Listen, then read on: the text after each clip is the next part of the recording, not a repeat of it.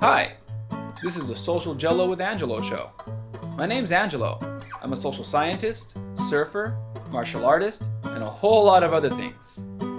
Coming to you live from Kasai City, Japan, the Social Gelo with Angelo show. What's up, and welcome to another episode of Social Gelo with Angelo podcast. You saw in the title why everyone thinks karate doesn't work and why they're dead wrong. Sort of. So I brought in Tom Bowers. Did I say your name right, man? Yes. Cool. And we're going to talk about, Tom's a karate guy. I consider myself a karate guy, but I'm not a traditional karate guy. I come from Kaji Kembo. We mix stuff up. I also have a brown belt in Brazilian Jiu-Jitsu, and I've fought in MMA. And I've also done catch wrestling, all kinds of stuff. So I'm not a strictly karate guy, but Tom's a little more of a stricter karate guy, and that's why he's on the show to talk about this stuff. So first off, why do you think people don't think karate works anymore? We'll just start with that question right there. Oh, that's a big question. We could go for days on that. I think it's because, and kind of we touched on it, prior to the recording. Several reasons. One is just a lack of understanding of what it is. That is the fault of the instructors. That's absolutely the fault of the instructors. If the instructors are teaching a watered down version of karate for the benefit of getting more students, making it easier so they can get more students for income, or they just don't know. That's what happens sometimes. So what they're doing is they're teaching a watered down form, or something more times than not, they're teaching something that's so far removed from what the intent of karate was in the first place. Karate in its inception, even prior to being called that, and then once in I think the 1920s when it actually became karate, was absolutely a bone-breaking, knock-em-out art. It was meant to defend yourself, in a violent confrontation, and you were to do what you needed to do and get home safely, and the other guy didn't. Real karate has concepts that end you. That's largely being ignored because it's being marketed to and taught to children. It's being taught in a more safe manner. There's a whole bucket list of reasons why karate's been watered down and changed and altered to be more consumer friendly. And so that's what people see is the karate that's developed for children to have fun, get social skills. And you even see that in their advertisement. It's designed, it's marketed towards children with discipline problems, children who are overweight, children who don't have any friends, social outcasts. Bring them here. They'll get all that stuff. And the self-defense aspect of it is being marketed way down the line. And also there's some self-defense. When true karate was self-defense, plain and simple. Nothing was done that didn't have an eye towards self-defense. And that's been ignored. And then it's been replaced with all the other benefits of training, which you can get from any sport. And it's the sport aspect has taken over the deadly seriousness of what karate should be. So it's the instructor's fault why that's happened.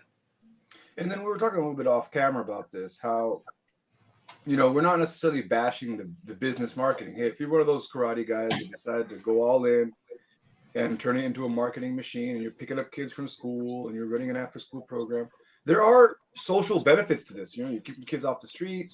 Absolutely. You're giving them a positive place to be in. And we're not bashing anyone for that. And you're making a living off it, which I will admit I can't do. Like we were both talking about. Tom runs his program at the garage. I run my program at the back end of my English school. My main job is an English teacher, and I have a space in my English school where I teach martial arts. And we were just talking off camera. It pays some groceries sometimes. It pays some gas. So if you're making millions of bucks, with a great marketing program for your karate program, helping kids, we're not necessarily attacking you about that.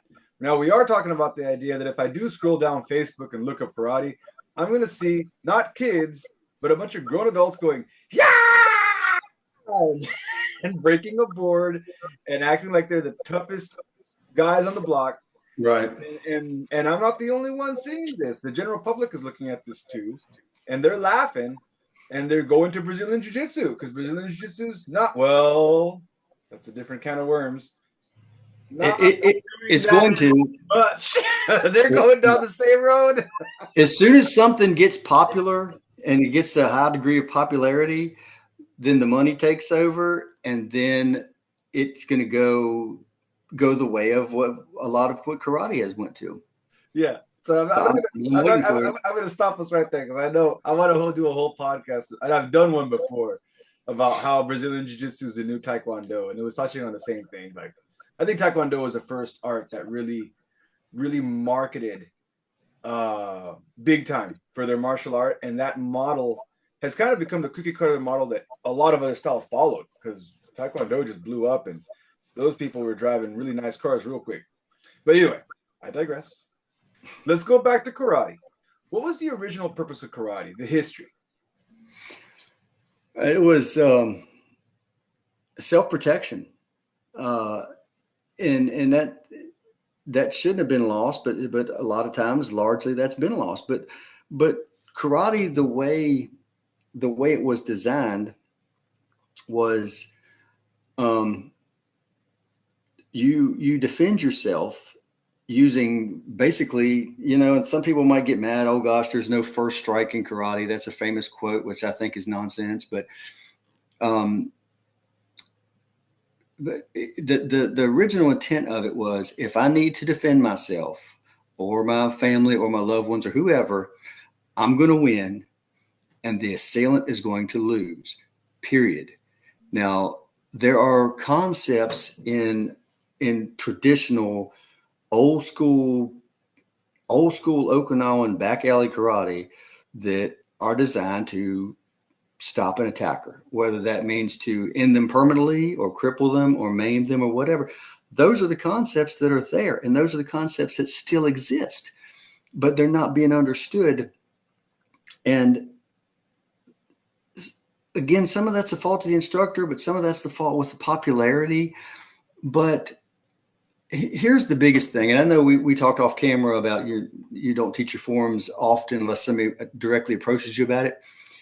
Well, karate is a kata-based, forms-based system, all of them, regardless of which sect, which style of karate you're doing. It's kata-based.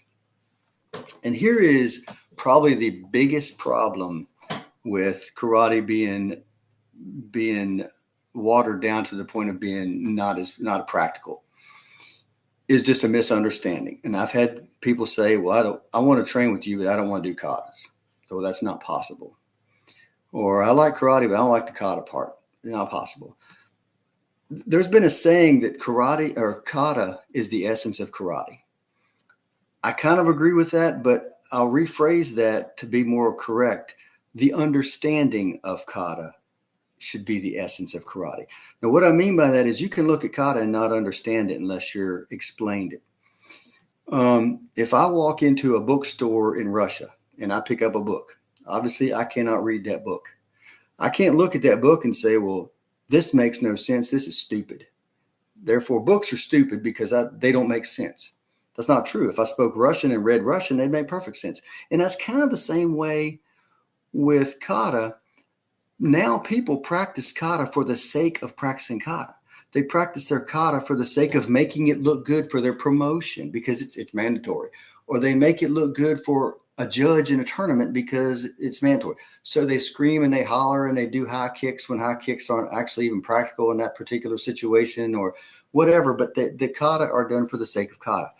Kata is a solo drill for when you don't have a partner. It just teaches you basic movement, direction of attack, understanding your body. And there are technique concepts in kata that once you practice the kata and you feel comfortable moving certain ways, it is designed to be practiced with a partner.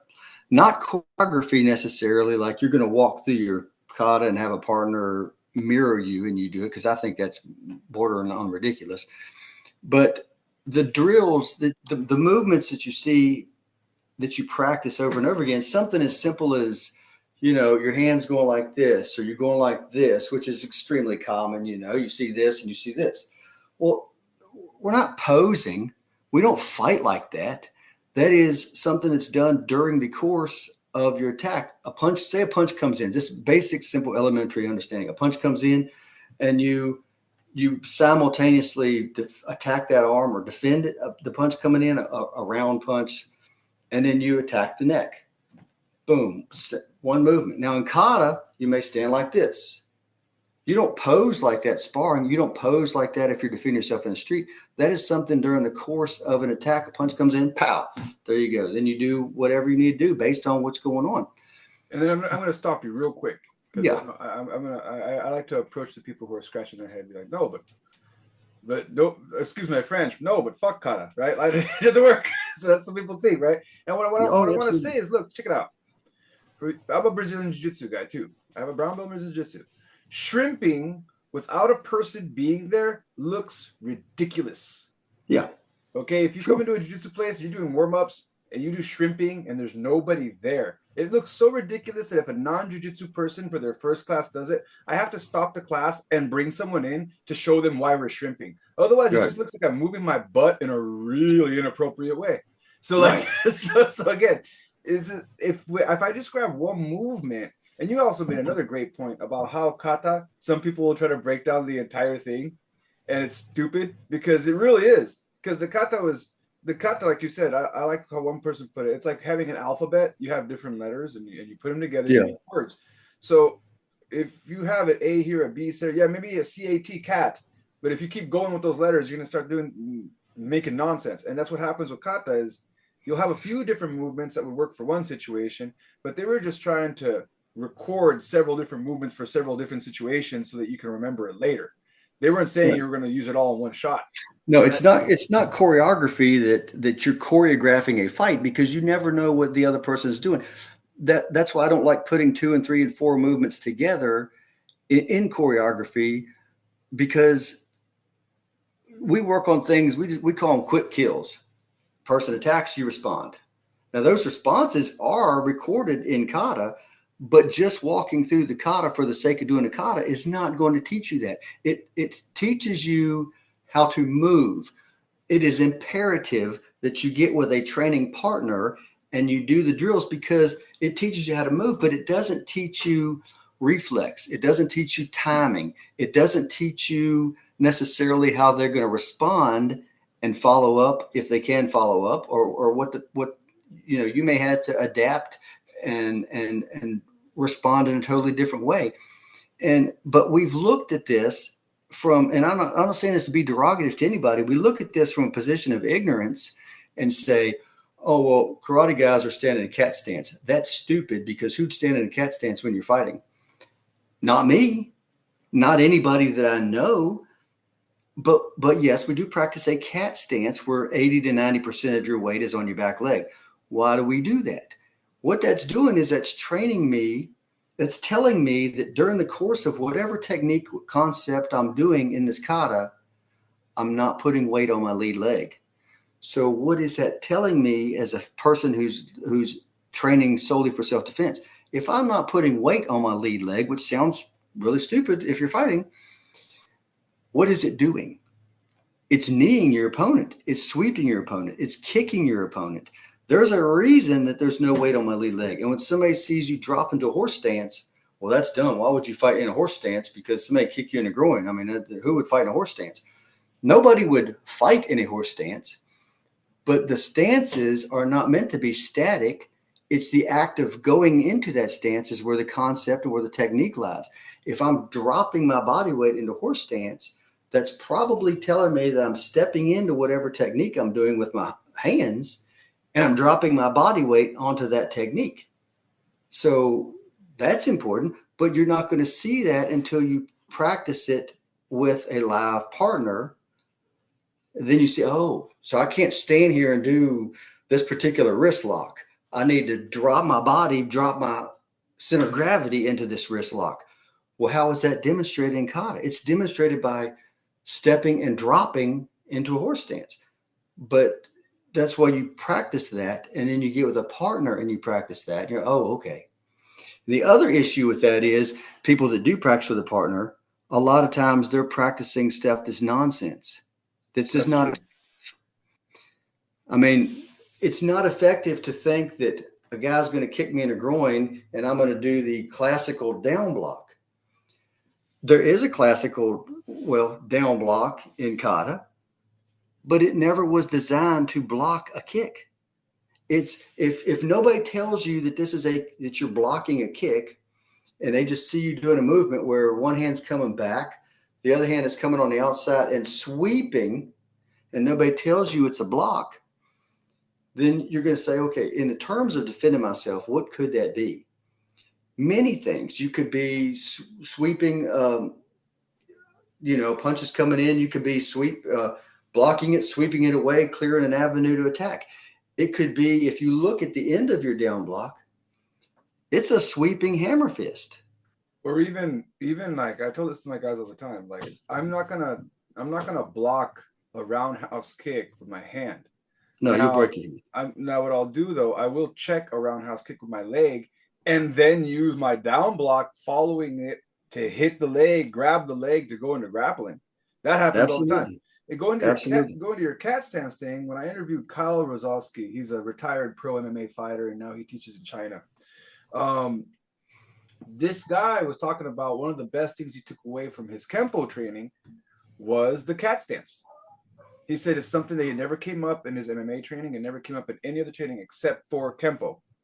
And some of the karate he did was the cat stance. And I said, why? He said, well, we don't sit there, but it gives you the balance and it's something that not a lot of people use.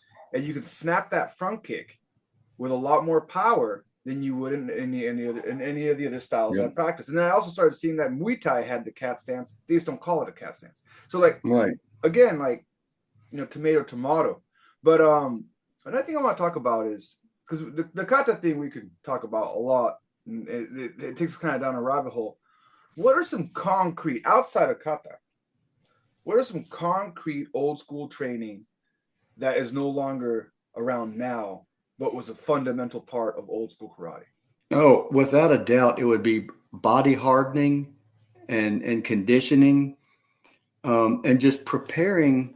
Your number one weapon isn't going to be your techniques. It's not going to be your concepts or anything like that. Your number one weapon, first, right off the bat, is going to be your conditioning, your strength, your body hardening exercises. And those are largely gone by the wayside because, you come in, you're going to maybe run around the room a few times, do a few stretches, and then you're going to jump into sparring or kata or technique, whatever you're doing that day. Traditionally, they lifted weights as a class.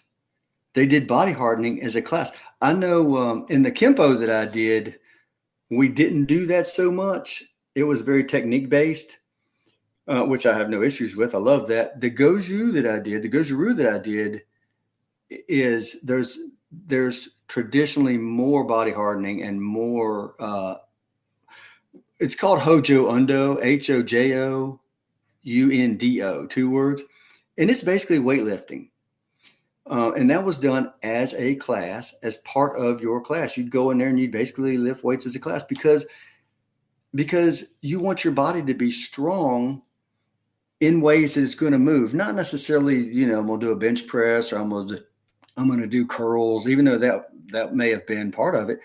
It was more exercise that's going to specifically help you to do your self-defense. And that's been largely got away. Some of it's probably time. I mean, you don't want to go to a 60-minute class and spend 45 minutes lifting weights with the class. People now are like, you know what, dude, I can do that on my own. But that was a part of class. And body conditioning, punching the makiwara post was a part of class. Even push-ups and sit-ups and other calisthenic type exercises. And that's been largely just gotten away from in lieu of easier things. Yeah. And I just looked up some old school traditional diets. Here's another one from the Okinawan style. They would grab those heavy jars and make them hold them to improve their grips. I saw one of my friends used to love doing this. Yeah, improve your grip strength. Because in peace, but if in traditional karate, again, there's a lot of, and they're contained in the kata. If you're doing with an understanding, there's a lot of grabbing and ripping and tearing, grabbing the throats, attacking the eyes, attacking and squeezing the groin. So And this right here is very similar to the mace. Like right now in the CrossFit community, this is now called mace training, but I saw this in Okinawan karate first. Like back, I absolutely. saw pictures of this I saw like old 1920s pictures of guys with these mallet-looking things, spinning them around, and there was a kata for it. But I mean, when you're holding a 40-pound mace, Right. Now kata has taken a completely different meaning. Like, Kata is done for the sake of doing kata. Yeah, Kata is done. It's not done with an eye towards how is this benefiting my self-defense? Because I don't care what the situation is, whether it's kata, whether I'm lifting weights, whether I'm doing calisthenics, whatever I do, because I'm a martial artist, I'm a martial arts instructor, everything I do, the end goal is to make me more efficient at defending myself or being my family's bodyguard if I need to be. Whatever the situation, whatever I'm doing, that's always the end goal, and that should be the end goal. If it's not, then you need to really kind of decide if is karate right, or should I just be join the church softball league, because that's, I can work up a good sweat, run around the bases, and get social activity there.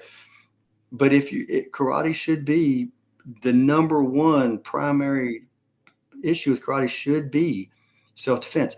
And a lot of that, whether we like to admit it or not, a lot of that is your physical strength, your physical conditioning, and your body conditioning. A lot of people don't like to talk about that because they're obese instructors, and it doesn't do them very, very good to talk about physical conditioning when they look like Gelo. And not like Gelo, like me Gelo, but the actual brand. but not you. But you're bringing up a really good point, and like, and I think I really appreciate your honesty, because I was gonna have another guest here, and their first thing was, well, I don't want to talk karate if he's gonna challenge me about what doesn't work in karate, and immediately I was like, oh, I can't have you on the show then, because you're creating an echo chamber. You want to be in your echo chamber where karate works for you, and you're in your circles, and everyone's got your little circle jerk going. Hey, yeah, you're the one. Karate's the best. Karate's the best. Woohoo! Yeah, high five, everyone. And then you're gonna not listen to any descending voices. Well, then that's why karate is exactly in the state that it's in right now. Is if enough people get together and say it's working out just fine, you don't need to do the exercises. We can sit there and get giant bellies and just work on our kata and not really think about whether or not it works in real life or not. This is how you end up in the state that it's in, and that's why, like, I want to have an honest conversation. Here's something that came up, and you mentioned it a little bit. And so, in the history of karate, it was developed before the World War, and it continued throughout the World War. But what happened is, after World War II, when Japan, everything settled down post-war, Japan started bringing karate over to the mainland in America, right? It started coming over to America a lot more because you have people now based out in Okinawa, and now karate's got kind of a boom back in the. It was around the 60s, 70s, around the same time as Bruce Lee kind of pushing martial arts. So you have this big boom. How did that affect karate? Well, let me ask you a question, and I don't want to. You've got karate developed in Okinawa. Its parent art is from southern China. All right, it was largely based on crane style martial arts from southern China. Moved into Okinawa. A lot of other things moved into Okinawa too, because Okinawa historically was not part of Japan. Okinawa historically was its own kingdom. So it had a good trading. So it was trading with the Philippines. That's why when I've done some Filipino arts, I see a lot of correlation. I see a lot of correlation with friends of mine who do Kung Fu. It's like, oh, I know exactly what you're doing there. We do that. And some of the kata are almost identical to its Chinese Chinese partner, whatever. Predecessor. Well, predecessor. It goes to Okinawa. Now, 1945, and I'm not saying that we were right or wrong because I'm a patriot and we did what needed to be done. We obliterated Okinawa. It needed to be done. It probably saved lives because we didn't have to have a ground war in Japan, which would have killed Lord knows how many people. But we obliterated Okinawa. So the next year to 10, we got servicemen who were part of that invasion force, who are now part of an occupation force training karate. They're training karate, and the Okinawans are teaching them because the Okinawans are starving to death. Now, I'm an Okinawan man. My parents starved to death. My brother was killed in combat, and, et cetera, et cetera, et cetera. But I'm teaching karate because if I don't teach karate to these Marines, I'm going to starve to death. I need the income. Are you going to teach, if I'm the Okinawan person, am I going to teach that Marine or that group of Marines in their Marine class on their Marine base the same as I'm going to teach my son or my grandson or my nephew? Are they going to learn the same material? They wouldn't. I wouldn't teach them the same material. I'm not going to teach the Marines who I'm only teaching because I have to survive. I'm not teaching them what I would teach to my son. It's not the same karate. And also, I'm only going to see them for a year or two, and then they're going to get restationed. They're going to go back to mainland, or they're going to go get stationed somewhere else. So the black belts that they gave out in large part, there'll be some people upset with me about this, but the black belts in large part were almost going away presents. Hey, you're a good guy, and you trained hard, and, I made enough money off you to not starve to death. And you know what? This is important for you. Here's a black belt. It was important to them. It was not important to the Okinawans. They were either teacher or student. It wasn't that big of a deal. But these servicemen were coming back to the United States and open up schools with their new black belts that they got because they trained for a year or a year and a half or whatever in Okinawa. But they're black belts now because they got it. They got it in Okinawa, so it's legit. What did they learn? I mean, yeah, they were physically tough, but good Lord, they were World War II era Marines. They were physically tough when they got there. I mean, but what did they learn that they could pass on? So to fill in the gaps, my assumption would be to fill in the gaps are like, train hard. We're going to kick hard till you can't stand it. We're going to punch till you can't stand it. We're going to hit the Smakiwara board because sometimes master would have us do that. We're going to do that until your knuckles are bloody, and we're going to fight. Okay. What about the nuances and the detail and all the other body mechanics, all the other stuff that's actually should be an integral part of karate that they missed? No fault of their own. They missed it because they're only in Okinawa for 12 months. And then they got restationed, or they got sent back home, or they got out of the Marines. But they came over here and opened up schools. So the generation of Okinawan karate people in post-war or pre-war than post-war, it was going to be different. They didn't learn the same material. They didn't have enough time. They didn't have a lifetime to study with this person to learn the ins and outs and the nuances and all this different stuff. But they did learn. They were tough. They came over here, formed organizations, opened up schools, did very well for themselves. But that's the karate that got passed on. Now, and we were talking about kata earlier. Did they really have an understanding of kata, or did they just do kata because their instructor made them memorize these katas?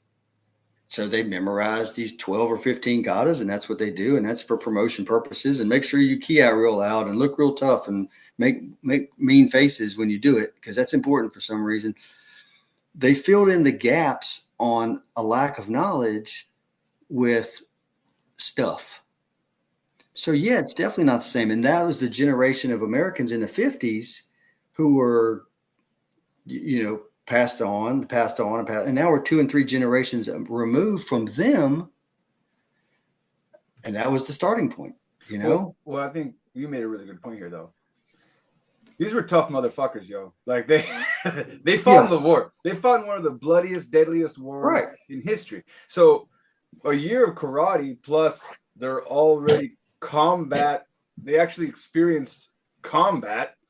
Right. I mean, you combine those two things, and I would say arguably that karate was maybe even stronger than the karate that they were being taught, just because of their fighting combat experience, right? So that first Right. I mean, generation of you people, know, but here's the problem, like you just said earlier. That person trained that way. They're a soldier.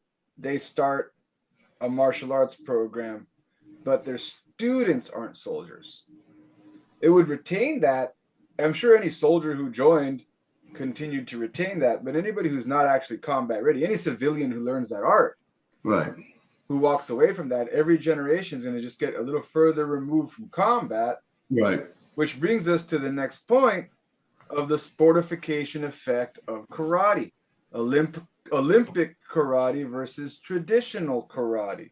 And there's this video going around of this guy in the Olympics, I think it was a few years back, who got disqualified. Oh yeah.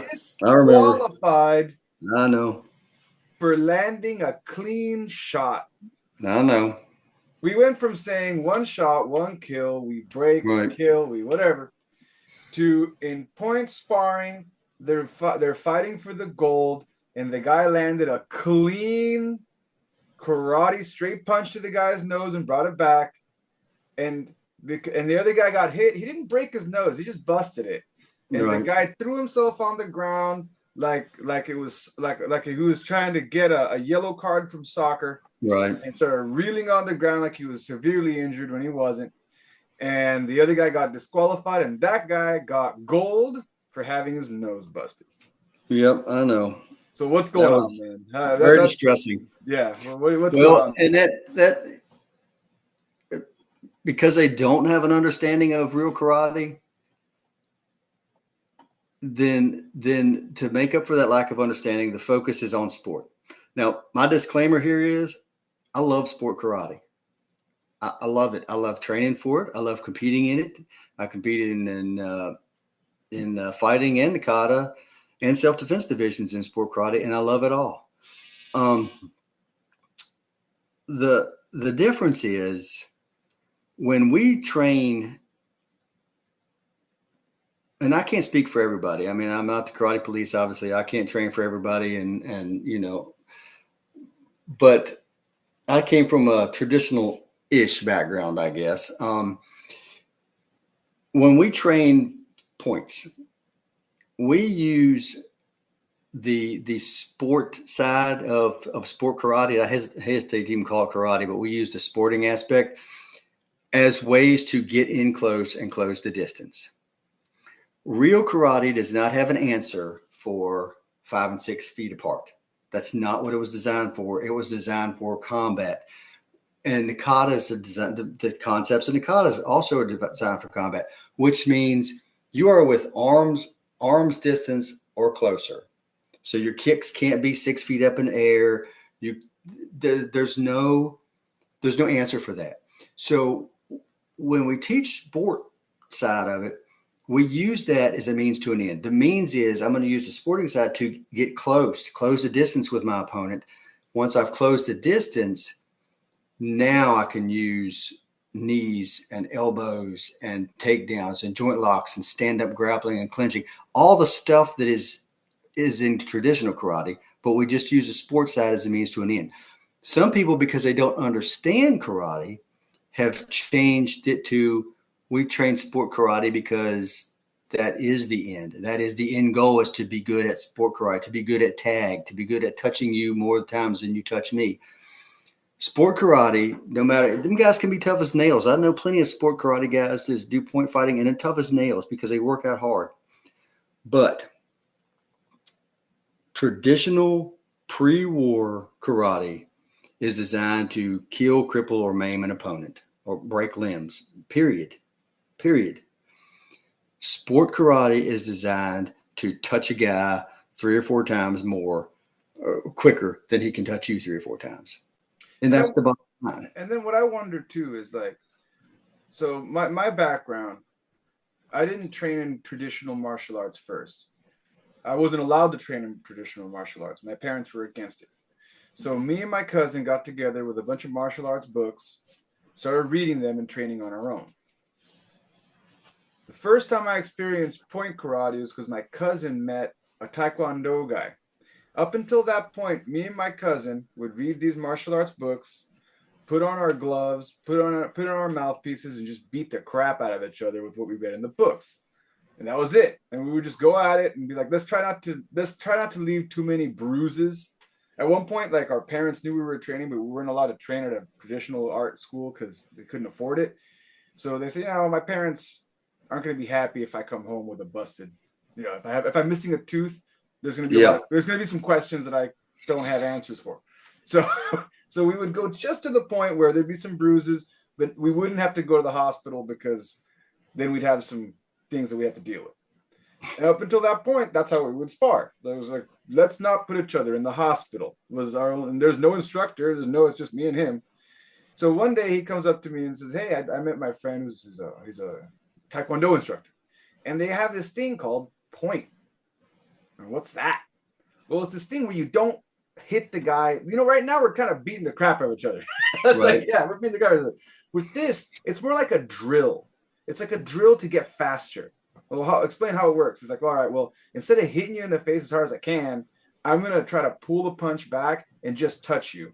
And it's going to work on my reflexes. I'm like, okay, I can live with that. He's like, and then we're going to stop. I'm like, why are we going to stop? Because we're just trying to work on just trying to tag the head real quick. And for our kicks too, it's going to give us cleaner kicks. So like, okay. So we looked at it as a drill. Okay, so there's this drill that we do. Instead of going straight to beating the crap out of each other, we're going to stretch. We're going to practice these movements we found in our books. Some of it was kata. Some of it were self-defense moves. We'll practice that. And then we're going to do this thing called point karate before we start our real fighting, just to kind of do an extra drill in between everything else. So we'll do that for like 3 minutes, see who can tag who, and then we'll do the real fighting, right? So again, I don't have anything against, in that context, I have nothing against point karate because it was a drill. In our heads, it was never designed for competition. Like later when I found out, like, well, people are actually like competing in this, like the drill, like they're winning championships off the drill. Oh yeah. And I'm like, oh, that's interesting because I enjoy it. Yeah, I enjoy it, but you have to. And if that's what somebody chooses to do, somebody wants to train point fight. I know plenty of people that they train point fight. That's what their whole school does. They're great point fighters, and they would beat me all day long. Great, but I can say the same thing about sport jiu-jitsu. If you're training for self-defense, you need to look at it different. And the difference would be, say in a sport context, I'll throw a jab. All right. I mean, a jab hurts, it stings, but you don't get injured. You get hurt, whatever. But we've all been hit with a jab, and, typically it's not going to stop an opponent. Now, the difference would be, what if I throw that jab, same muscle memory, same motion, same everything, but instead of just aiming for your chest protector or even your nose or chin with that jab, I'm going to aim for your eyes. But instead of a closed fist, I'm going to have my fingers out, or a finger, or open hand altogether. And I'm going to throw that jab, but I'm going to throw that jab towards your eyeballs. It's the same muscle memory. Obviously, it's a very different intent. One is trying to get a point. One is trying to, rack up points for the judges. And one is trying to maim you. And that's the difference. You can use point fighting drills if you understand their place in the whole hierarchy. You can use point fighting drills to make you a better fighter. But you also have to keep your intent where it needs to be. It's like, okay, I'm not going to, if I go out tonight and somebody decides, they don't like me for whatever reason and they want to start getting stupid, I'm not going to hit him with a back fist real quick and back off and wait for the judges to say, you got him, your point.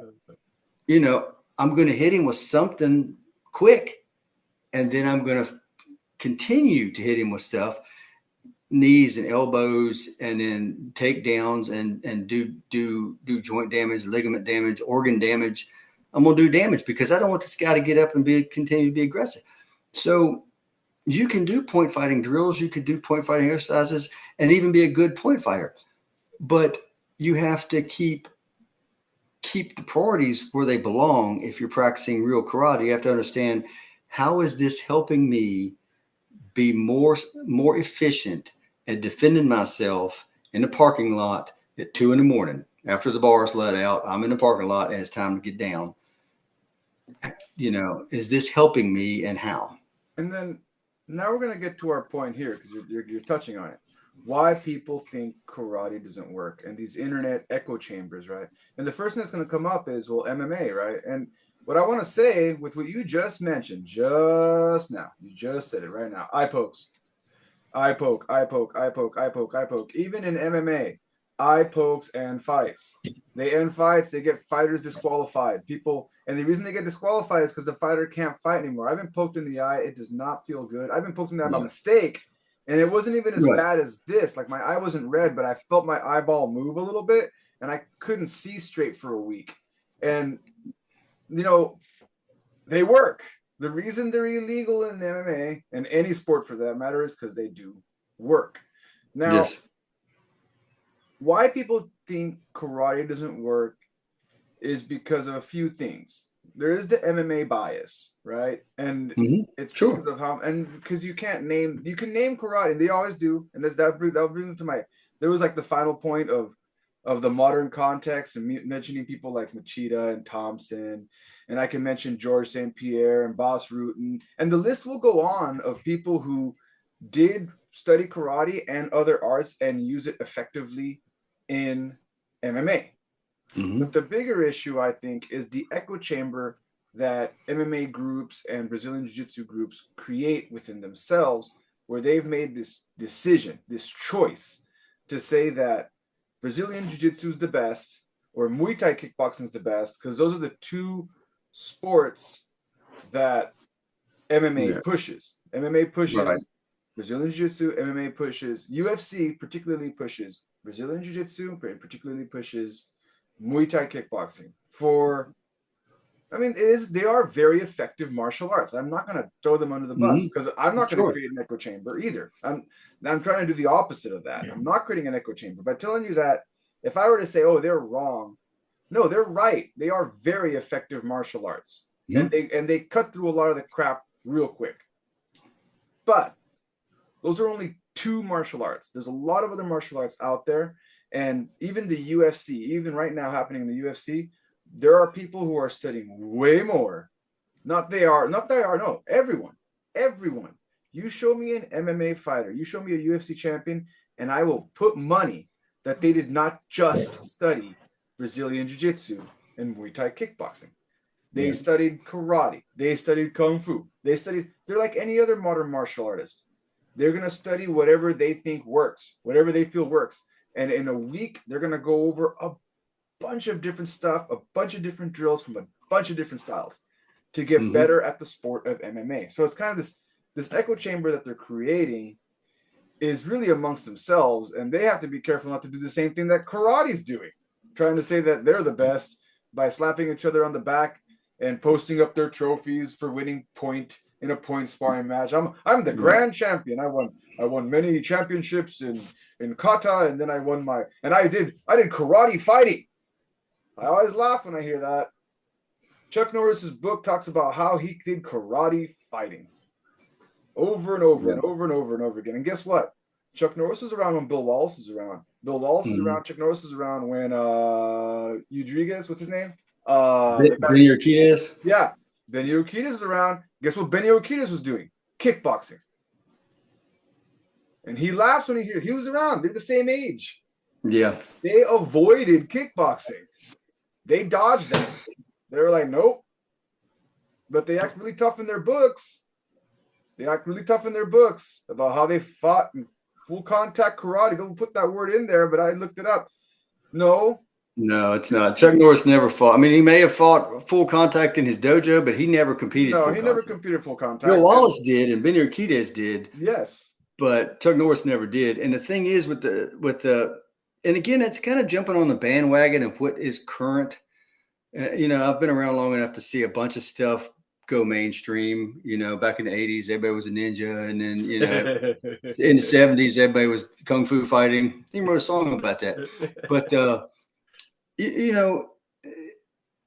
I haven't seen anything in Thai boxing that I haven't seen in traditional karate. we throw the same low kick to the same targets.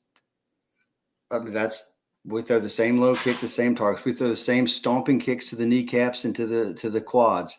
We throw the same type of elbows. Actually, an elbow that comes up like this in the clinch and you elbow straight up, that is all over our katas. But again, you have to understand it, and you have to not just do it for the sake of doing it. You have to do it with a partner. You have to spar. You have to do it in partner drills, even if you're not full contact sparring elbows, which I don't necessarily recommend. But you still have to do those drills with a partner. And it's not being done. But it is being done in Muay Thai. So Muay Thai must be great. Well, Muay Thai doesn't really contain any concepts that aren't in traditional karate. But people will you have a karate guy throw a front kick in the UFC. They don't even call it a front kick or magiri or whatever the Japanese terminology is. They call it a teep. They call it a teep because Thai boxing is in right now. Well, no, this is Stephen Thompson's throwing it. So, it's a karate kick. He learned in karate class when he was 6 years old. But it's a teep. No, it's not. It's a front kick from karate. That's what he did. But they have to push, like you said, they're pushing their favorites. But and again, some of that is karate's fault, because when you think of karate, you think of your 12-year-old nephew who got his black belt done at the YMCA doing nonsense, and that is the public's perception. Yeah, and here's Anderson Silva. His famous front kick that knocked him out. It was a karate front kick. It straight out was. It was done from it's a karate front kick. It's not a teep. It was a front kick. The teep, the foot is pointed more forward for a teep. Normally aimed for the body. Sometimes we aim for the top. But the way he's kicking, the way it's hitting, the way everything about it, and the way he did it was a front snap kick. Like when you see it in real time, it was a front snap kick from karate. So again, like you said, the marketing machine is pushing Muay Thai. Now, at the same time, karate's messing up too. Like this is not all on. This is not all absolutely there.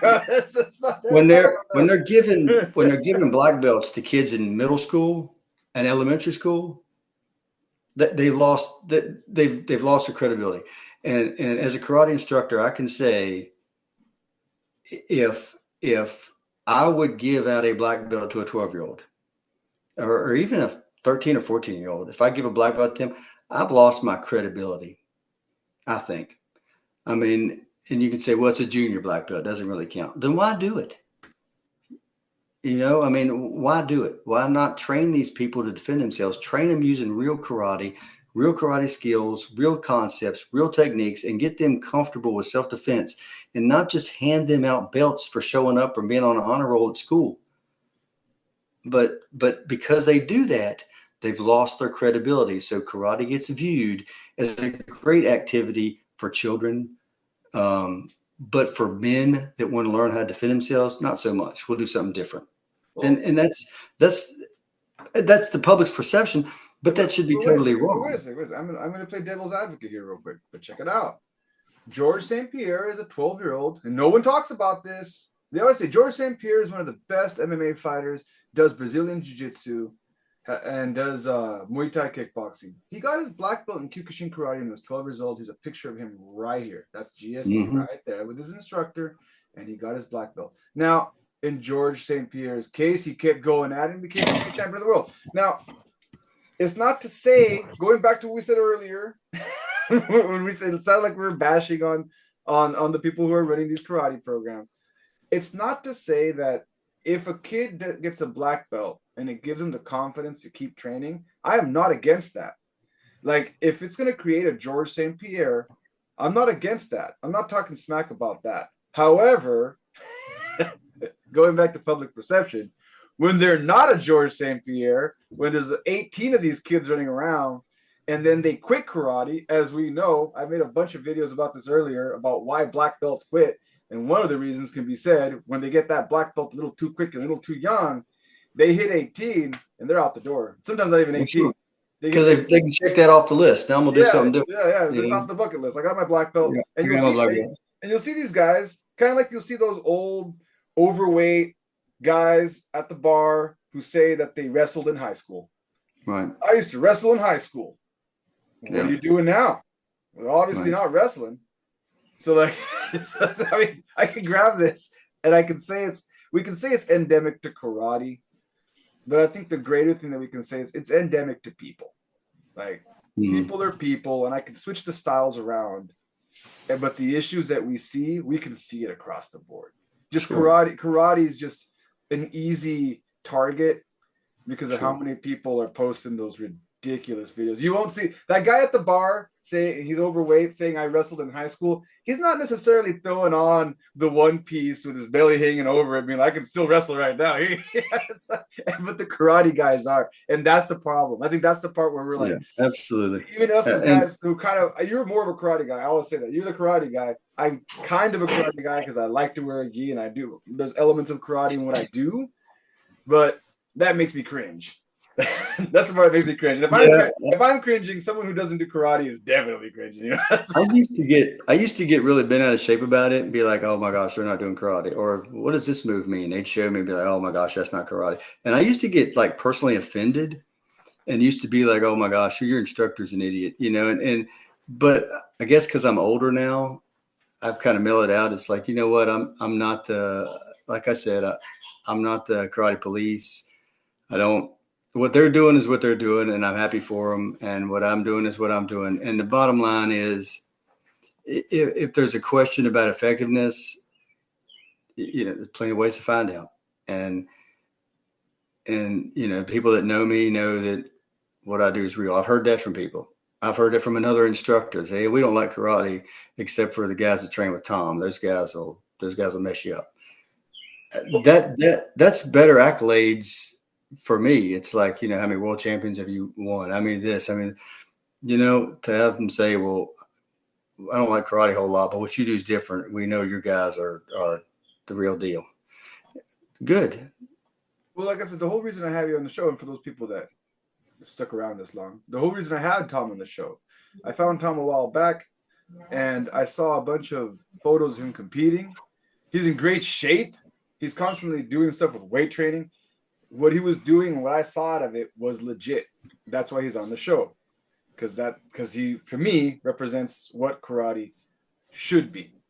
So if you stuck around this long, we talked about the original purpose of karate, post-war commercialization, the sportification effect, why people think it doesn't work, karate that still works like Kyokushin, Enshin, and proper training like the mace training we showed earlier. And finally, we wrapped up with some modern context. So I'm going to grab all we talked about and hand it over to you, the viewer. What do you think? If you stuck around this long, you heard the whole conversation. What parts of karate do you like? What parts of karate do you not like? Drop it in the comments. Social Gelo with Angelo podcast. One of these once a week. We'll catch you next time.